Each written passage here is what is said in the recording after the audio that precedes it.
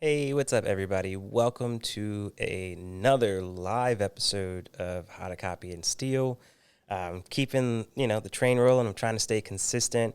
Today is a special episode. I am joined by someone that I've seen publicly speak before, and I remember watching this person publicly speak at Creative Mornings. He's actually the host of Creative Mornings, and I was like, damn, like, I wish I could be that confident on stage and have that presence that he has and just the ability to control the room and work with other people's nerves. I found it truly magical. Today I'm joined with Ramel J. Wallace. Nice to meet you, man. Thank you. Thank you for that introduction. And thank you to the Creative Mornings community because I wouldn't be able to be up there and be myself without being familiar and comfortable with that audience. So it's really cool. Yeah, no, it's dope. Like, honestly, you seem to be in your element when you're up there. And then, honestly, I see you enjoying yourself, dancing to music, making everyone smile. So I think you're a true part to that, just creating the ambiance and creating the vibe of the whole session. Like, we went to one, and honestly, we've been going to them ever since. So That's amazing to hear. That is amazing to hear. Oh, no. yeah, she could be a little skittish sometimes. She likes to approach people on her own terms. She doesn't let other dogs sniff her butt, but she'll sniff their butt type of deal. Okay, I see what's happening. Before I get too far, I wanted to just say my host spiel. This episode is sponsored by a live studio. If you are interested in starting your own show similar to this with camera angles, switches, go to bookalivestudio.com to learn more and book a discovery call. Also, we just released an Ecamm equipment list, which is Ecamm is the software we use. So if you're interested in learning about the equipment that we're using, you can scan that barcode or QR code. And yeah, basically it comes with a companion video. So I walk you through everything I use, price ranges, you name it. I hope you find value from it. So yeah, I wanted to start off the conversation. I usually started with a question about copy and steal, but first I want to get to know a little bit more about you. You're a native San Diegan, right? Yeah, I'm born and raised in San Diego. I could have swore I saw something. I don't know if it was a podcast you had or something you promoted. It was the last black man in Barrio Logan. Was that something that you created? Yes. Yes. Yes. Could you tell me a little more about that? I released a viral video called The Last Black Man in Barrio Logan in about 2017. Okay. And so people are familiar with the name as well because there's an amazing movie called The Last Black Man in San Francisco. Oh, okay. And I saw that movie. I saw the GoFundMe to fund the movie. Yeah. I waited for it, and I knew the backstory of what that movie entailed. Mm-hmm. And so, it was so familiar to my story. Yeah. And I don't want to give away the movie, but basically there's this black man, and he's very attached to this house in his neighborhood. Okay. And my relation is in Barrio Logan, there's this yellow house in Logan Heights in Barrio Logan, and it's the house that I grew up in. But I didn't really recognize it as that. Mm-hmm. I just had to pass it 1,000 times before I had to stop and ask my mom, is this yellow house familiar? It seems something about it is so familiar. Wow. And then I asked her, and she's like, yeah, that's the house that you grew up in with your father when you were young. Wow. But not only that, I grew up there at some time. Your grandma lived there. Your great-grandma moved there in the 60s during the Second Great Migration. Yeah. And there's an attachment to this house. I think the difference is we didn't own this place. It's actually a townhouse. And so we were there by circumstance, a lot of displacement, a lot of gentrification, a lot of redlining. Mm-hmm. But the overall experience taught me to always ask questions multiple times. Yeah. And it's you have to do that when you're in business with someone and you're consulting and you're trying to understand that business. But you also do that when you're talking with family because you don't get all of the bones and the flesh of your attachment to society, especially if you're part of people that are displaced. But I told that story of my connection to Barrio Logan, and it resonated with a lot of people. Wow. Well, that is awesome. Like, honestly, I have a lot more work to do in terms of just like understanding my family story from, I'm from New York City, was born in Spanish Harlem, raised in the Bronx. And like, there's a lot of complexness to like how my mom was raised and things like that. So I'm still like learning a lot myself in regards to that. So I can take a lot from that. How was it growing up in Barrio in San Diego? I recently just was on another podcast with a local creative who was actually from Barrio as well. Didn't really have much nice things to say. Well, not nice things, but it was just like he felt like maybe there was like a crab in a bucket mentality there towards people and, themselves. And, it could be a symptom of just one of those things where it's like you need to branch out and like go somewhere new. But I would love to understand like your perspective of growing up in San Diego and in Barrio Logan specific. See, no one really explains what San Diego feels like Yeah. because there's multiple sides of it. I mean, not ultimately, but there's a big military presence. And so when I say military presence, I think patriarchy, I think domination, and I think that influences how we move through things. So the military and the gang life, they're very similar. A lieutenant and a gangster are doing the same things when they running and moving and shaking. Mm-hmm. And so there's that mentality that's there. It's very rigid. It's very sharp. It doesn't change. And I feel like the creative community kind of a bit takes that on. Mm-hmm. There's not always room for change in San Diego. And so the blessing is that it's a melting pot. Mm-hmm. When you get into San Diego, if you have a room of 10 people, 2 of those people going to be from San Diego. Mm-hmm. Everybody else going to be from somewhere else. Yep. So you have the different energies exchanging. And so some places where like a lot of people are from there and some people are stuck there, the growth mindsets are not always in those communities. Yeah. You're taught to, own your block and run your block. And I think that penetrates creative communities because you do want to change. You don't want to be the exact same that you were in 4th or 5th grade. Yeah. But then there's this powerful passion and pride that's there that a lot of people don't recognize in San Diego because everything is changing so much. And so you have to look up to the pride that's in those places like Barrio Logan because it can't be forgotten. Yeah. And they're prideful of their culture. They're prideful of their ancestors. And it's something to, I don't think to be looked at negatively. Yeah. It's a part of San Diego that is a part of like the San Diegans. Yeah. We're proud, and you don't always necessarily hear from us because the people that come from other places, they have this drive. They got this New York drive. They got Detroit drive. And in San Diego, we can be a little bit too comfortable. Yeah. And we can let that passion make us stagnant. But it's not the only personalities in San Diego. There's so many people in Barrio Logan that are world-renowned, that are painting murals all over the globe. Yeah.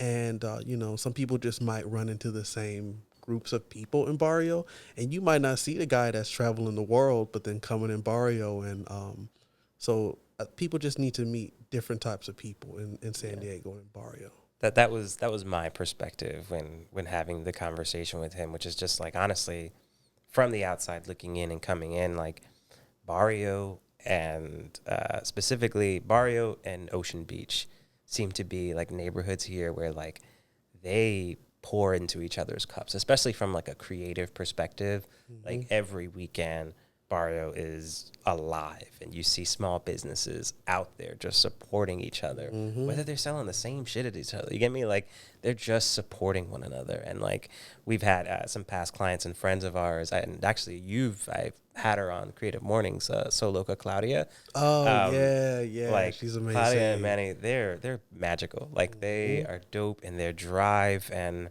you know, I don't know. I hold Barrio as like a special place in my heart, and every time people come to visit me, I try to tell them always to go visit, just to take in the sights and the sounds and just absorb it all, and just know that like all of it is homegrown. You get me? Like all of it is started Mhm. from scratch, and you know there aren't any big businesses out there that are just everyone's out there chasing their own dream and building their Yes. little empire. And it's the San Diego that you would imagine if you think about it in its totality, Hmm. because we're right by the biggest border in the world.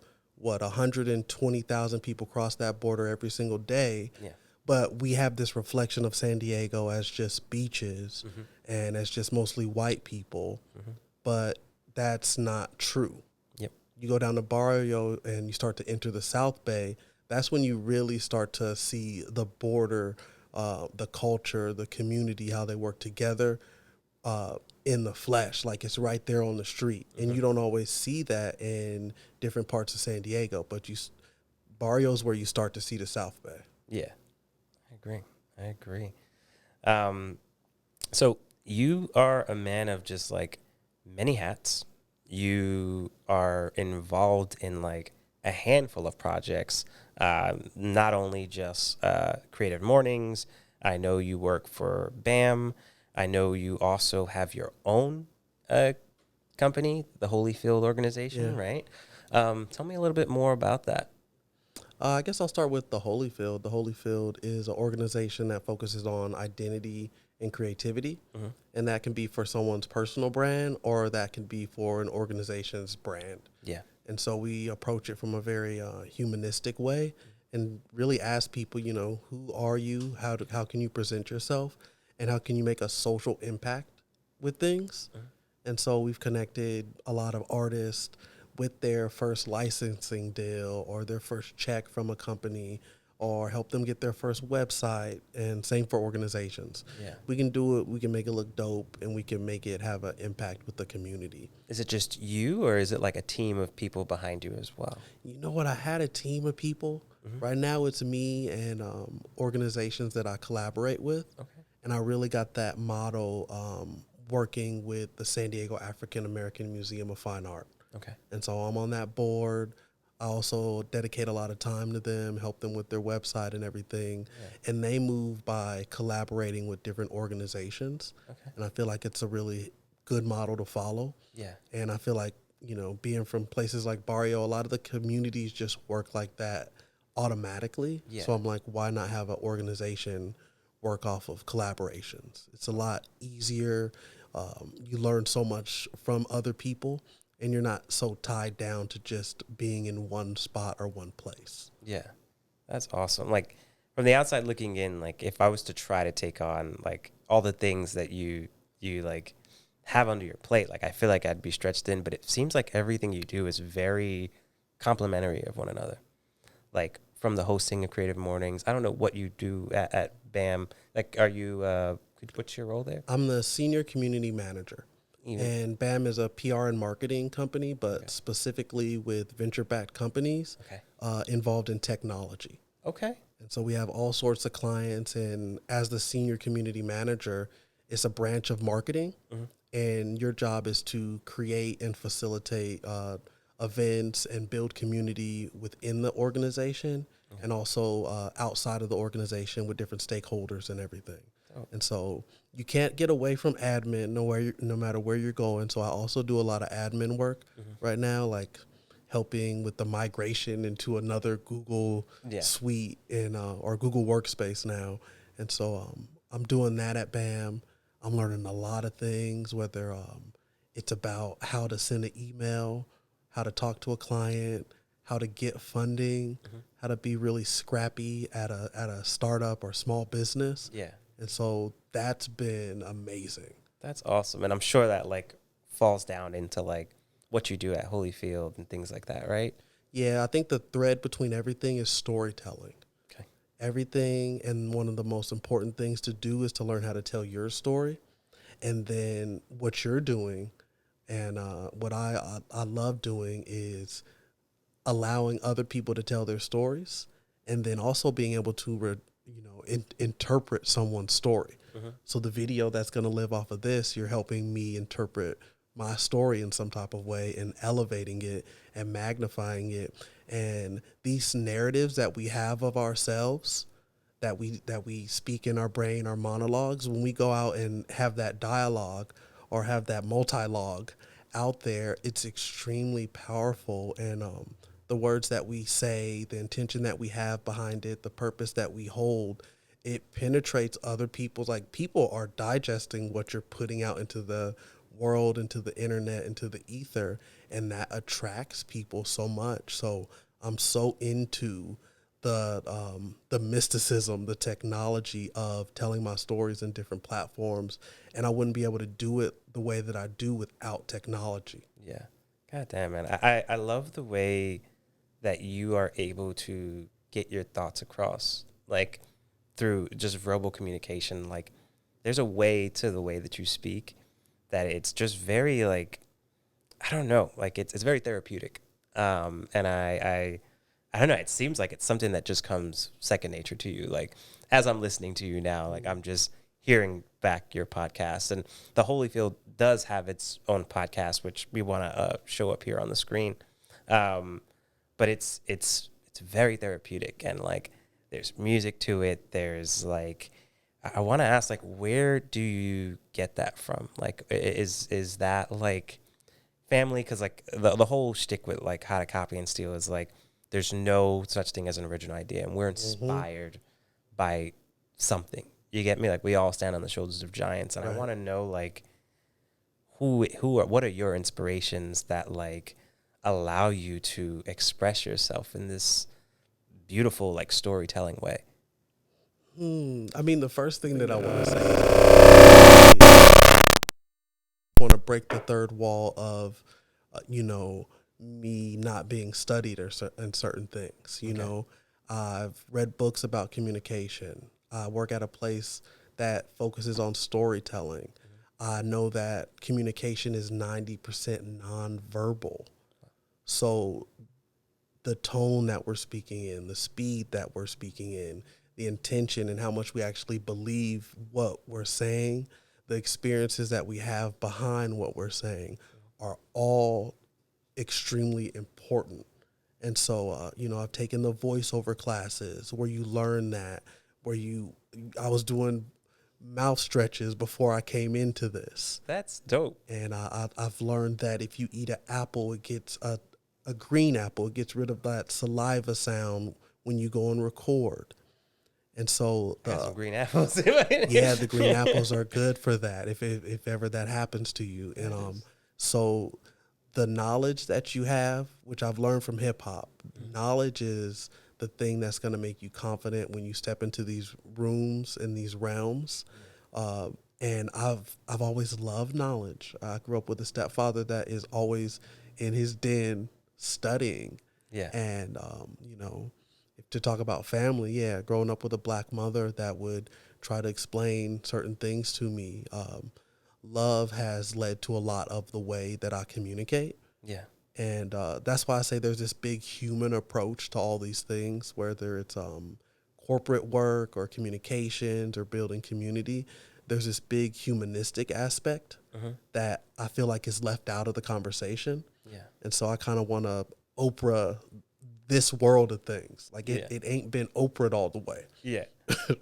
That's beautiful. Like, in terms of like pursuing that, like, what else is on like your to-do list? Like, what is on your bucket list of like things you want to do in this world that like you haven't gotten to yet? Because you're doing a lot, like, and you're doing it very gracefully.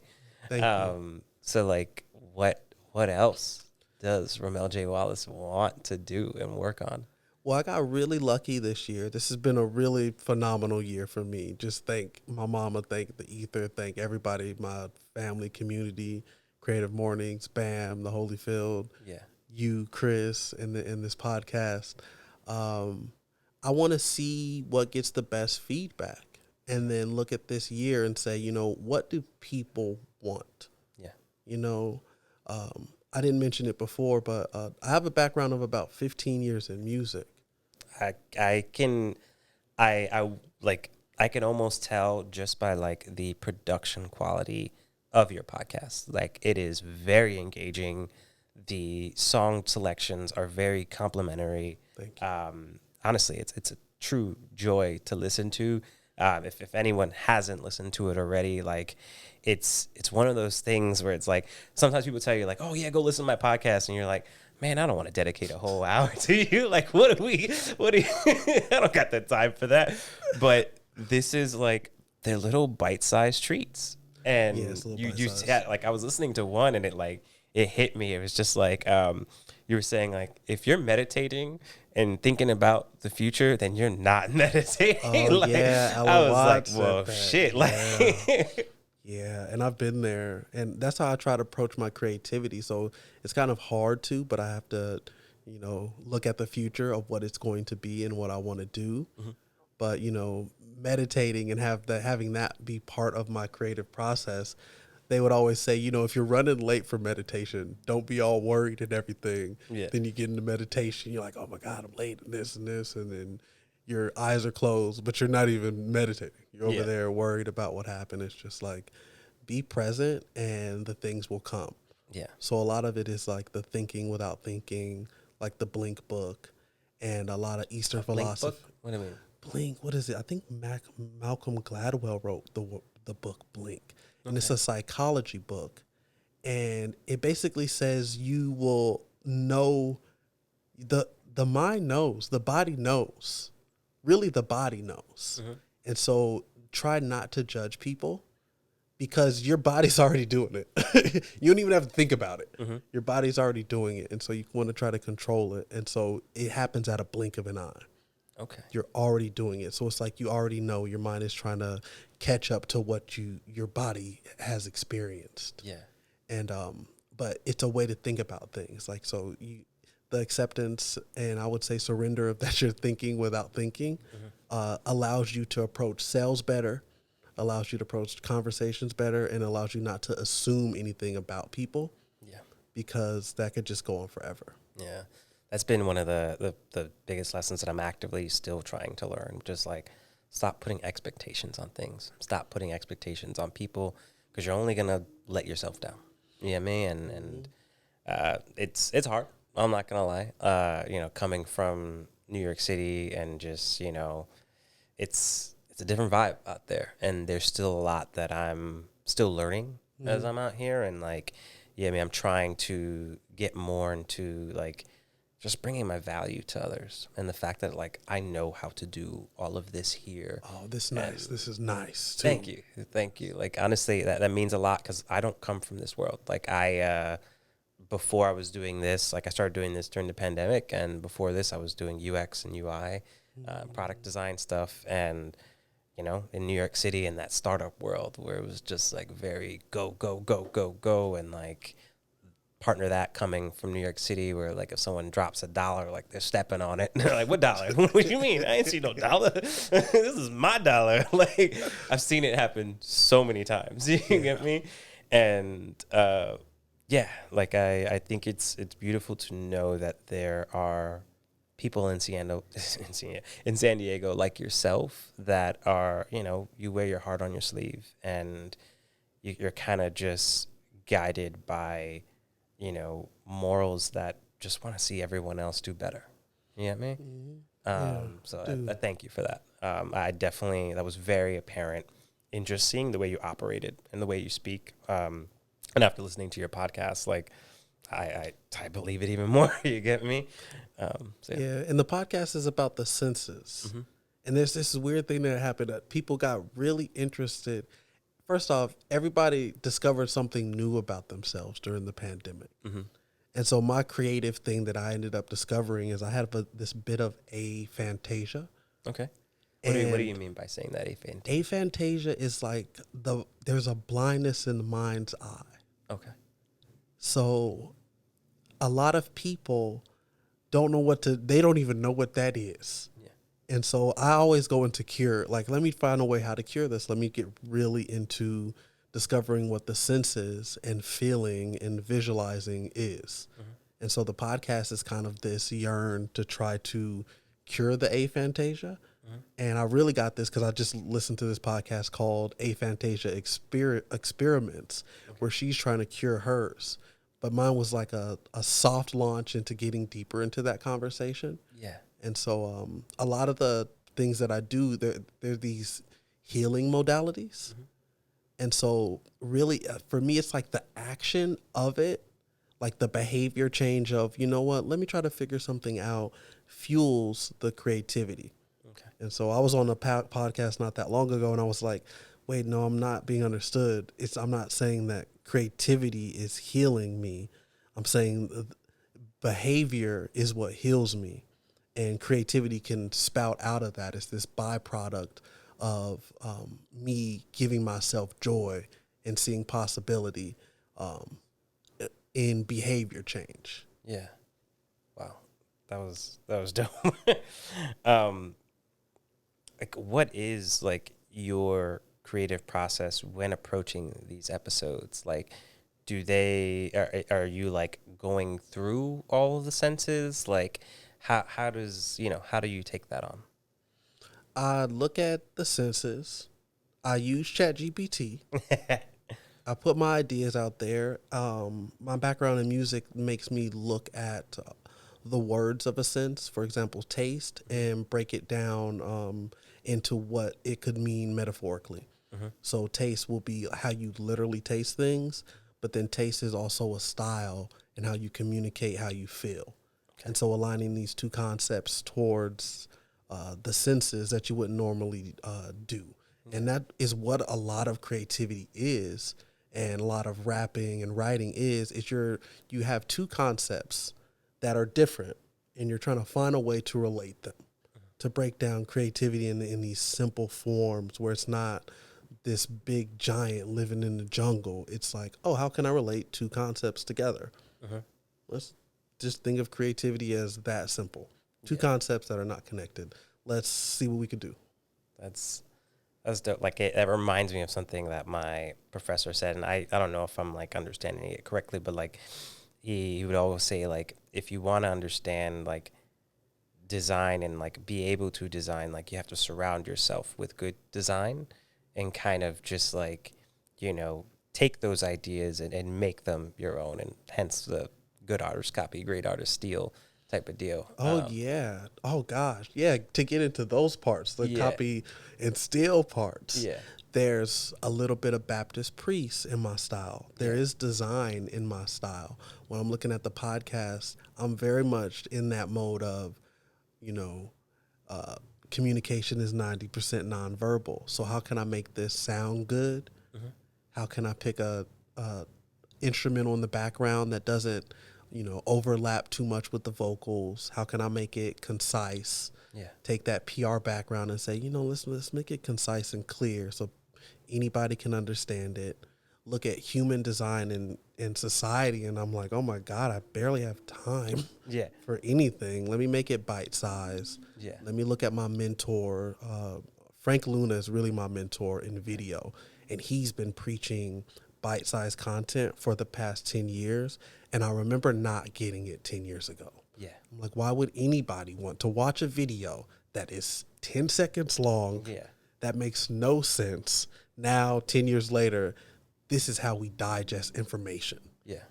And so it's the only way people it's just amazing. But like, without that copy and steal and flip, that's what you do. You go out there, you copy, flip, steal, and all these things, and you make it your own. Yeah. I feel like there's, though, like, because everyone talks about like the double-edged sword of just like short form content and how like it's killing our attention span. It's just like, it's just taking up our day. And like, I think there's a difference between like short form content for short form content's sake, like just to like drive the views and get the money, and like short form like content that serves you. Yeah, man. I definitely feel like you're in that realm of just like short form content that serves you, like just bite size therapy, essentially, for those of you who, you know, are afraid to make that jump and feel like therapy is a scary space. Before you had came into the podcast, you said you just came from therapy today. So like, how important is that in your life? And like, you know, like, how does that allow you to, if any, allow you to, you know, be your best self? That's so interesting because, like, it's also aligning with how the environment of the world is changing. Yeah. Because I was thinking about this, like, hip hop is getting less popular. But I recently listened to the Russ album. And the Russ album, the new one yet. he's very candid.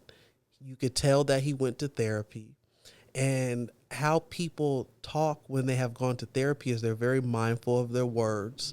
There's certain language that's used. And nowadays society, we want to be talked to like that. Yeah. A lot of the hip hop that we grew up on, it doesn't talk to you so lightly. It's very aggressive. Like, you need to get it now or you ain't got it. Yeah. Sleep's the cousin of death type of vibe. And that doesn't move the youth as much. They're not motivated by that. We can't continue to speak in these dead languages. We have to learn how to speak in these new languages to community and to ourselves. And it helps us progress a lot more. So going into therapy is knowing that I'm learning a lot more about myself, but I'm also learning how, you know, a new society, a new community, a new world wants to be spoken to. Yeah.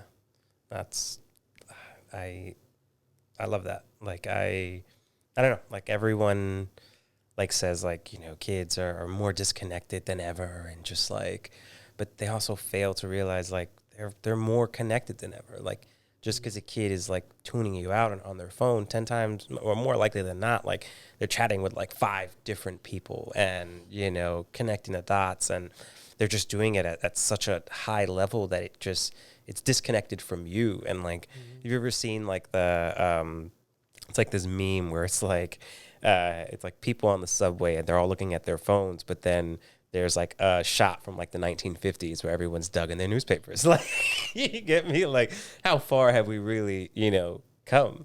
But yeah, like, I love your view of the world, and like, especially as like I'm getting ready to be a father myself, like, these things matter to me now. It's just like, how much screen time should I be giving my kid? Like, you know, how do I, you know, make sure that my child is able to, you know, represent themselves and, you know, be vulnerable, but not be like malleable. You get me?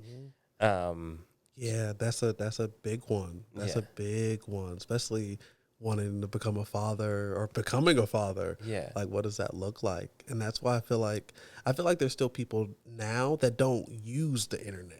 It's like they being used by the internet, or they use the internet, but they don't know how to use it. Bro, I can't tell you how many times I like open my phone and my thumb just moves for me just to like in the feed and the thing, and it's just But like, it's crazy. Like, you got, I mean, Gary Vee did it. You got all the answers in the phone, everything.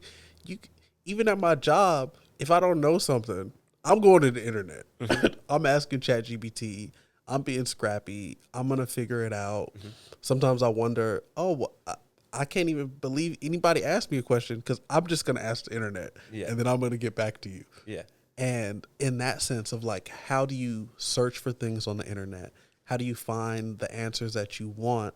How do you have the clarity to decipher the yellow journalism versus like the accurate information? What do you mean by yellow journalism? I think it's like an older term when like, when journalism was just becoming so fake. The headlines were just to catch you, and now we have the clickbait, which is to catch you. But some people don't know that they're getting caught. We getting catfished by the media with all of this, whatever you may want to call it. I grew up on, at 10 o'clock, learn how you're going to die on the news. It's 10 o'clock. Like, I got to wait all day? Yeah, you be nervous and everything. It's like, we don't. They still do that. Yeah, they still do it. It doesn't feel good. It makes me really nervous when I hear those like, oh, pain point. Yeah. And then you get it fixed a week later, or wait 10 hours. Yeah. That's That was funny. it's You like just sent me on a flashback, like all the fucking news channels and fucking parents calling. Did you know that this is happening? Like, it's like, gosh, especially when you're in it and you get it. Okay, I get it. Pain points, solving pain points, but it can be approached in a different way where you're not just shouting out a pain point at the beginning of a video and then it's a way. It's like getting people. It's like giving people. How the drug dealer would give people drugs free for the first time, and then you kind of addicted. There's that dopamine hit where, like, oh, there's a pain point, and then there's a solution, but you got to wait for the solution, or send your email into the solution, or like it seems like it's only serving the other people. It's like we need to use the internet and these communities so that they are they're communal, so that they benefit both people and give people that digital literacy of, this is something that you can trust. And if it feels like it's taking too much from you, then you may need to be weary. Or you may want to look at that website and see if it's legitimate. But a lot of people don't know how to use the internet for their benefit still. Yeah. No, I'm a firm believer that like the internet is just like a collected conscious between us all, and it's definitely like a reflection of us. And I feel like as much as people try to control the narrative of things and control things, like it's going to eventually like break through. And I mean, the optimist in me like wants to think that it's going to connect us. It's going to level the playing field. I'm interested to hear your thoughts on like, artificial intelligence and, the ChatGPT wave. Like it seems to be like a tool that's in your belt, but like there are a lot of people out there that are afraid that this is going to take away our value. And I don't know, I get the feeling that maybe you're not in that camp, but then again, you did start off the thing saying you are a cynic a little bit. So it's my masochistic way to destroy myself. I think that people get AI wrong. Okay. And the worst thing about AI is already happening. To what are they called? The people that look at all of the bad information on the internet to make AI run. And a lot of people don't know that these people in Africa are getting paid pennies to see the worst things in the world that you could ever imagine to make AI work. Wait, could you expand upon that? What do you Content moderators. Okay. For AI to not just spew out information, because the internet's a wild place as well. Yeah.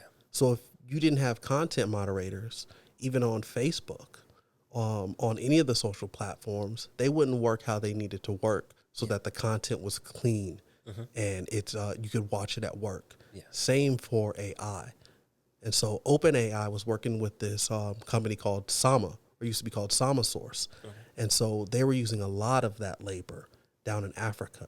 And it's really, a lot of it is destroying people's lives because you see stuff that is just undigestible and you're never the same.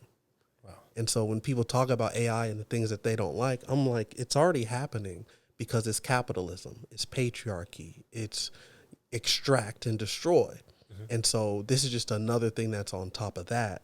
I don't think you can blame the AI. I think you can blame the people that are the powers that be in these systems, capitalism, patriarchy, sexism, and so white supremacy. So to just look at it as AI, I don't think that is accurate enough for change to happen. Yeah. At the same time, and I'm problematic, I use AI every day. And I think that people should knowledge themselves up so that they can know about AI, know about the problems that are happening now, not what's going to happen, and learn how to use it towards their benefit. I've been in groups where people used it for jobs, used it to write their resumes. People are using it to help them with grants. People are using it to do literally everything and learn how to also make it customized. And so even my background in hip hop says, okay, we can take the sample and we can flip it and make it something else. Yeah. And so I think that those dualities, you don't really escape them. There's the good and there's the bad, or there's the dysfunctional and there's the functional that's happening.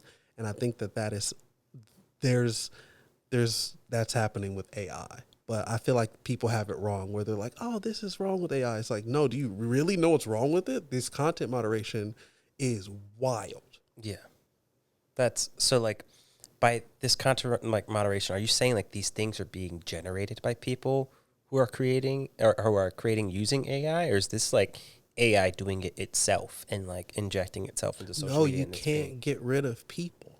okay. AI is there, but for those systems to work, it has to go through a long, like, it has to be ran by people. Yeah. Yeah. And so AI seems so anti hands, anti humans, but you can't have it without humans, Yeah. like literally. And so for the technology to work, there's still content moderators involved in that process, and they have to keep up with it because bad content is constantly being uploaded into the ether. Okay. And then something like OpenAI, what the newest that they have is 2021. Yeah. So for it to get up to speed, there's so much that has to be combed through. Okay. I like the optimist in me wants to say like, I've said this in the clip before where it's like I'm hoping that AI allows us to ask better questions to ourselves, to the way that we run ourselves. Like we have like a very important election coming up, and I'm hoping that like we can start to talk about like where we put on this planet to work 24/7, and like there's double-edged sword to it where it's like yes, it can come in and take everyone's jobs, but it's just like how many people wanted to do those jobs in the first place? You get me? And do we eventually like find ourselves living in like this utopian society where like people work because they want extra money rather than, work for a living? I'm interested to like get your take on like where you see the future of it going, whether it is negative, positive, or somewhere in between. Maybe you know this quote, or someone in the audience knows this quote, but there was a gentleman that was talking about technology, and he was saying that eventually it's going to take over all the things that can be automated that we don't want to do. So emotional intelligence is one of the most important things to learn, as technology can do these other things but can't really perform emotional intelligence. Mm-hmm. So even as like say that example as Russ is adjusting the lyrics to fit how society is going to change, because if you're making a product, you're ultimately making it for people. Mm-hmm. You want to make something that works for people eventually, especially for something that's sustainable and that can change the world. And so I think we have to look at ourselves as well. If we want to get into society, we also want to learn these things that AI can't do. Mm-hmm. We also want to learn what AI is doing right now. Yeah. We want to know as much as possible, and that's going to lead to our liberation in that category. Yeah. Now, I love that you talk about emotional intelligence, and it's just like, will AI be the thing that allows us to pursue this at a faster rate? Like, I feel like, especially like where we come from, like people of color, like not a lot of us are aware of our emotions and how they take us places and how like we're very reactive. I come from a place where like everyone was very reactive. You get me? On the train, you bumped into someone, that's it. Their day, like it's their job to make your day as shitty as their day is. Yeah. And it's like, will AI come in and like it's sad because like we do live in this capitalist society, so it's like we need money to pay bills, we need money to survive, but it's just like we damn well know that we have all the resources and then some to supply everyone on this planet with free healthcare and everything in between. Are we able to pursue this without the stigma of it? And I feel the world changing, like the stigma towards therapy, the stigma towards just becoming more emotionally intelligent about like how you operate yourself. And shit, this is something I'm still very much learning. Priscilla will tell you, like I'm still trying to like not let things ruin my day. You get me? I don't know. I don't know if there was a question. Dig in. And there's like a magical part of this, because at one point you said like there's something about the internet. There's a spirit about it. It reminds me of Sankofa. It reminds me of omnipresence. It's like there's a past, present, and future, and it's happening all at once. Oh. Something about the internet is very spiritual. The fact that you could talk to somebody across not the universe, but it feels like that, right? But across the web, across the globe, you can message somebody. You could be on video with them face to face. When we were looking at things as kids, that was like this crazy future. That was all the stuff we saw in fucking sci-fi movies. Yes. And we're living it now. You can listen and hear dead people. Yeah. And see their bodies moving. Like there's something that's very, very incredible that's happening. And I feel like the creative, like you're looking at media and attaching it to humanity or death or omnipresence or religion.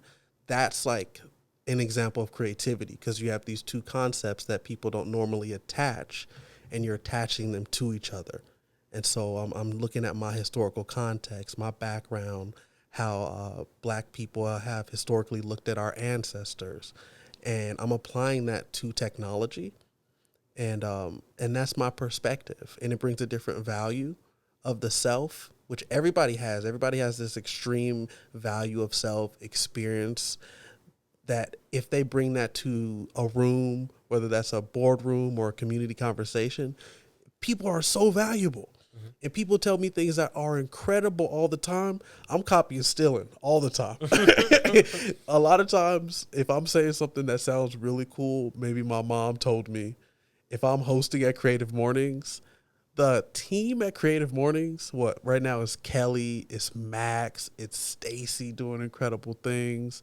Nate Speed put me on. He was a former host. He said something like, books are mentors, which I'll never forget. And I'm like, yo, books are mentors. Mm-hmm. They're right there. Everybody looking for a mentor. Yeah. But there's all these people and things that culminate into who I am. Mm-hmm. And so when I look at myself, I'm this multitude of past, present, future. I'm Sankofa speaking in the ether. And there is something that's magical about this. And so, but for myself, it's like that gives me value and helps me recognize that there's value there. Mm-hmm. So giving people permission and giving them a framework to say, okay, how can I learn how to appreciate myself more? And this is what I do. I kind of create, I connect things that people wouldn't normally connect. Mm-hmm. And I find it helps me find value in myself.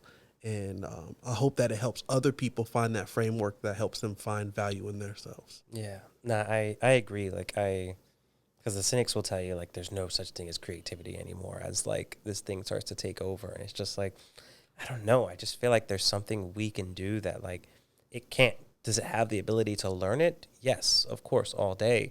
I think we just have to have the right people in those rooms creating it with intention as like a means to not necessarily like serve us as like a slave, but like to bring value to us and allow us to live better lives. Like you talk about books being mentors. Like for me, low-key, I see, and that's something I've said in a clip before where it's just like, I see AI as like almost acting as like it's like generational wealth. It's like it's leveling the playing field to getting started and, you know, bringing your value into this world. And I hope to live in a place where like there's so many tools and things that we can use and like so many ways for people to get out of their head. Like you were talking about it the other day when you were just like, if you don't got a website or a web presence, like just fucking do it. Like you need it. Get it up there. Get it. But I can see like AI coming in and like allowing us to break these barriers because it just makes these things a lot more easier. And it's not like, you know, like the thought and idea of starting a business and starting an LLC or getting an EIN number. Like a lot of these things can be automated. You get me? So it's like, what happens when we do that? Like, are we going to, like, firmly believe we're going through a renaissance right now. Yes. I can't wait to, when I'm like 70, hopefully we read back on this time and we're like, yeah, that was it. That was, everyone was creating, and like I got to live, in a space like San Diego and be surrounded by other creatives like yourself who are each chasing, a vision and a beautiful future, but like not competing with one another. Yeah. You know what I mean? And while you were talking, that made me remember Devora is part of the Creative Mornings team. Oh, because you're talking about all the people in this community, so I don't want to forget Devora. I don't want to forget no names. I feel like you didn't mention my name, bro. What is you be waiting for your name. You don't hear it. You're like, I'm turning this off. I think I caught like on your Spotify. What's the season finale of the Holyfield podcast? Yes. What can we expect for season 2?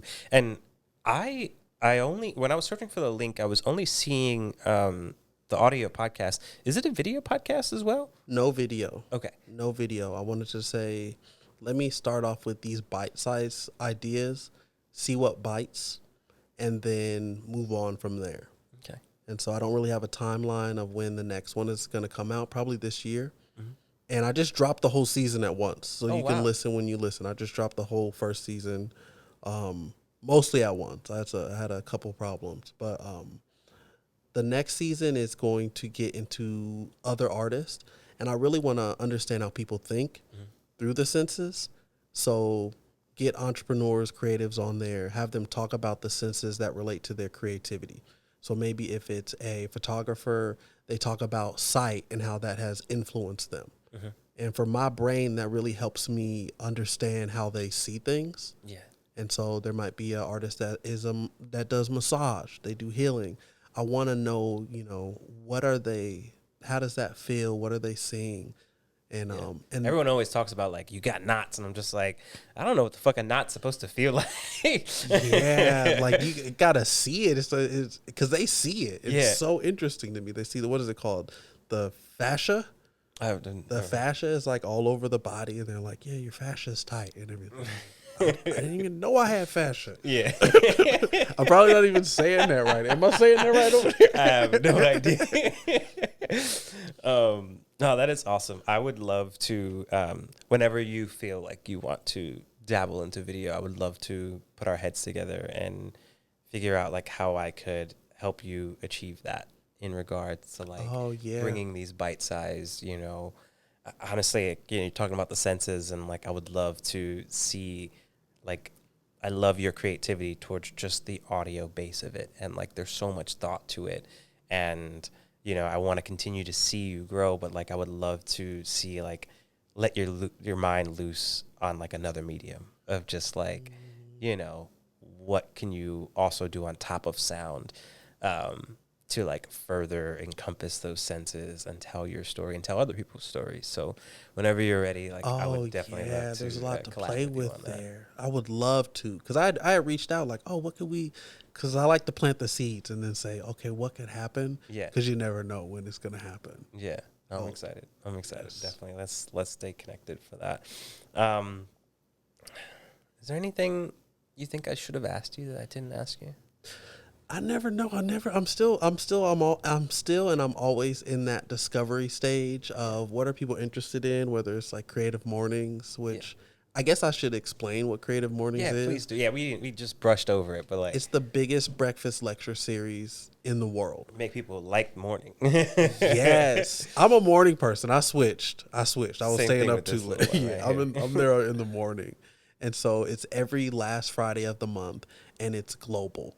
We're in 67 countries, and wherever you are, you can tap into Creative Mornings, and you can visit that chapter. And for example, this month we have a guest named Siobhan Charles, and we're going to talk about the theme of simplicity. And all over the world at 8 o'clock on the last Friday of the month, everybody's talking and thinking about simplicity. Wait, so I thought those themes and things were just to San Diego. Like So every like you guys are all connected. Is there like a Slack group where like There's a big global Slack group, okay, and you can tap in anytime. And there's this really cool thing called field trips, okay. where if you're an entrepreneur, you can go and host a field trip. And I've done 2 of them, and each time there was about 250 people. You have to start it off with like, oh, where's everybody from? And then you got Italy, Spain, all over Europe, That's all dope. over the U.S. And so there's people, and you have access to a global community. Like, we forget about these global communities, but I Creative think that's Mornings so is one important. of the biggest global communities, and the San Diego chapter is one of the biggest Creative Mornings chapters in the world. And so I'm proud of it as a San Diegan, and I'm proud of it as a global citizen. And there's free donuts, free coffee, and it's a free lecture, and it's a really strong creative community and healing community at the same time. I I I agree with you on the healing part. Like, the first one we went to was just because Priscilla followed the I forget what's the passion planner. So Priscilla followed Oh, her and like she's like, oh, we gotta get free passion planners. So I was like, cool. Like I was like, wow, this is dope. Like this is really something. Like there's a vibe. There's an energy in the room, and it was at Courtyard, I believe. And yes. then the next one I went to was so special. It was the Soul Sunday one with Blake. Oh. And I was like, holy shit, how have I been in San Diego this long without knowing about this? Yo, this is fire. I be trying to, I be, creative people, ambitious people. We just be going and doing stuff, Yeah. and we don't sit and reflect on it. So I'm glad we can do that here. Yeah. It's been an incredible year at Creative Mornings. Yeah. We started it off with a death doula, and she was introducing people A to, death doula? yeah, a death doula helps people in the grieving process. Holy shit. And so there's birth doulas that Yeah. help you with that, but then there's also death doulas as well. And so she was getting into, Sarah is her name. She was getting into her pocket, and she made it her own. Yeah. And we're really trying to really get Bro, to know creatives and have them have that space be their own. Like Blake made it his own, and it's just been really incredible. And to open up this world of creativity, which I say maybe 2017, creative meant white. And I would go to things like this, and I'd be like, okay, I understand that creativity is associated with design and branding and marketing. But, being down in Barrio and like seeing how it's so connected to the culture and ancestry and healing, generational and intergenerational trauma, there's parts of creativity and art that aren't being tapped into. And I am a person that is going to show up and articulate that, and articulate the conversations that I've been having with other people that may not feel comfortable bringing it to new communities. Yeah. And so I stepped into Creative Mornings.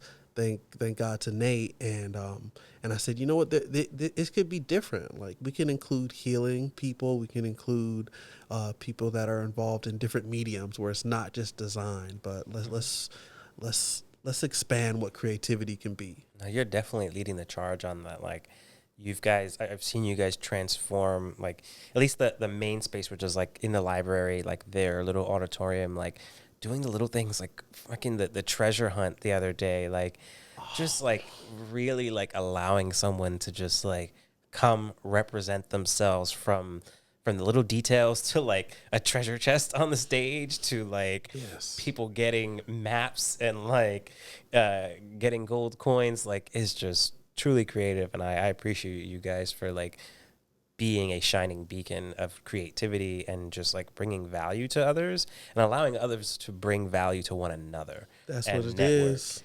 Because it's not enough to say I believe in you. It's not enough to like. It's not enough. Yeah. We need to show with our behavior that I believe you. Yeah. I believe you so much. I'll collaborate with you, and I'll listen to you, and I'll let you take over things, and we're gonna bring your vision to light. Yeah. That's really like I believe you. That's a real like right there. And you see phenomenal things come out of people Yeah. if you believe them and if you've gotten to know them and build a relationship with them. And it's incredible what people can do if you allow them to. That was awesome. Are there any other organizations, things that people should be having their eye on in San Diego, similar to Creative Mornings? Like I know Soul Sunday, like they're Soul out Sunday's there just good. making magic every Yes. last Sunday of the month. But like, yeah, I wouldn't have known. Well, no, I knew Soul Sunday because I was part of Missions Edge, like their business Okay, they're boot doing camp good program. things too. Yeah. Are there any other like things that are flying under people's radar in San Diego for I just creativity? went to Wino is really dope. Wino? What is that? They have wine and vinyl playing usually on Wednesdays. Okay. I just went to it a couple days ago down in Balboa Park. Okay. And so this was a special day too, because they had Wino, which is it's a group of people, and they do these Wino shows on the Wednesdays. But then they had this jazz skate night, which is usually at Futurist Color in Barrio Logan, but they had it at the Old Globe. Okay. And so this was like people went to Wino and then people went to the Old Globe to see the jazz skate night performance as well. And so that was just a cool San Diego day that people should know about and tune in. And it happens on a regular basis. The jazz nights are once a week on Thursdays. Usually Wino is on Wednesdays, but it's not always every Wednesday. Okay. So that's dope. Where is it in? Like, did you mention like exactly where it's at? It's in Balboa. It's in but, Balboa. Like, is it always Balboa? It's on the Hillcrest side. Okay. And if you follow them on their Instagram, they'll tell you if it changes. Okay. And everything. Okay. That's really dope. I'm on the board at the San Diego African American Museum of Fine Art. So we brought this Kahindi Wiley painting to the Timken Museum. Okay. And so that's on display all year. Kahindi Wiley, he is known for painting the Obama portrait, which was different from all the portraits. And it's really amazing. He takes black people, a lot of them were just out on the streets, and he puts them like on a horse, or he puts them in Renaissance environments, and he paints this elaborate tapestry in the background, colorful. And so we're getting people to go and see that. We have a showing in October that's going to explain that with Denise Rogers. Okay. And then the other thing that it's really big for the city is we have a Soho house. It's called Cities Without Houses. And so it's not an actual house, but San Diego has a chapter of Cities Without Houses where there's a big Soho community here. Mm-hmm. And I'm a part of building that out with an internal team. Okay. And we do these private events. Soho is really exclusive. And so to get in the door is just kind of hard. But if you have my approval, hit me up if you need the expedition of your application, and I can help you out with that. Dope. Shit. Well, thank you so much for joining me on this episode. Honestly, like it felt like I was just listening to your podcast. Like I feel like there's just a lot to absorb from you in regards to the way that you represent yourself and how you just, I don't know, your the confidence and the love that you put out there. I look up to it, and I would hope to have a fraction of the amount of presence and connection that you have when it comes to just talking to groups of people on the mic, and hopefully eventually, I don't know, getting on stage one day, and teaching and doing things of this sort. I just want to give you the floor to talk about any last things. Please go follow him at his at handle. I think it's Real J Wallace, or no? Yeah, Real J Wallace for the music and Ramel J Wallace for everything else. Okay. And then go also follow Holyfield. Yeah, the Holyfield at _ the Holyfield. Yeah. And you can check me out. And I want to give you your flowers too. Thank you, Chris, for doing this. This is a lot, especially if you're involved in video production and know what that is. If you know what it takes to go and ask people questions. I look up to the interviewers so much, and I try to study the people that ask questions, because that's what it is. There's golden nuggets in people's brains, and the people that do interviews learn how to find the golden nuggets in people, because everybody has something special about them. So I want to give you your love on doing that diligence Thank you. and finding that nugget in people. And I stole that phrase too. Find the golden nugget in people's head. I stole that. Find out where I stole it from. Comment it down below. No, thank you, man. That means a lot to me because like I honestly like I kind of, and this is like as I start to interview people, like I definitely want to continue to interview people that I've met before, that I've seen in person, so that I'm allowed to kind of like take that with me into these conversations. But a lot of it is just like I'd be lying if I told you like I have like a note filled with like questions that I was planning to ask today. A lot of it has just been me in my head, kind of like, just like thinking about you as a person and knowing that these are qualities and things that like I've seen about you and that I've just been interested in. I want to know more. You get me? So it means a lot to me that you think I'm doing a good job over here, because I'm out here just going with the wind and just the body knows. The body keeps a score. Thank you. You have it in you, and it comes out naturally. Thank you. And you know what I got? People be mad at me because I didn't mention that I have an album coming out at the end of September, and so that's how I show people. I'm still rooted in what got me here, and I don't want to stop that practice. I still love making music, writing, telling stories in that way. And the album's called Manhood. I have an album called Man, and it's spelled MYN, and it's this new definition of how I want to define myself as a man. And manhood is that next step of, what does manhood look like? Shit, those are topics, man. Like, it's we can that's a whole other thing.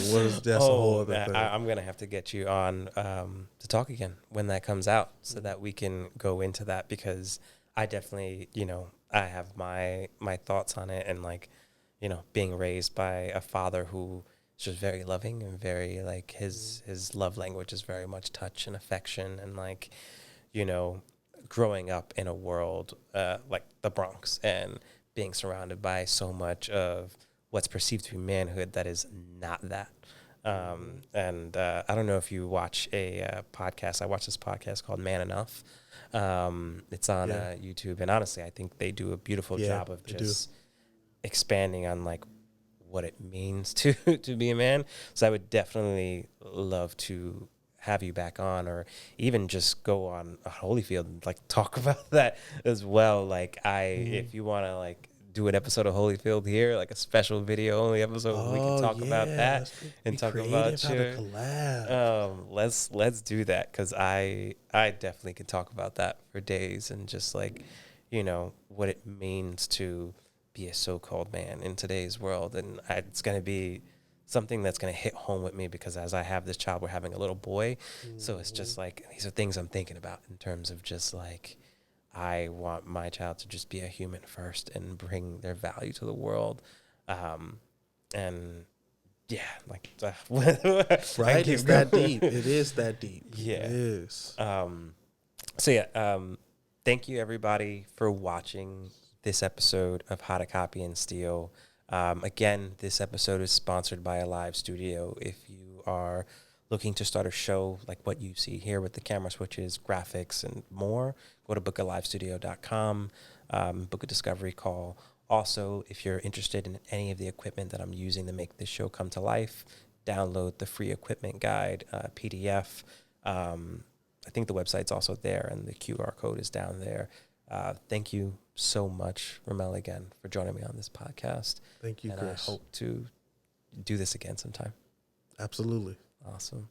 Bye, everybody. Peace.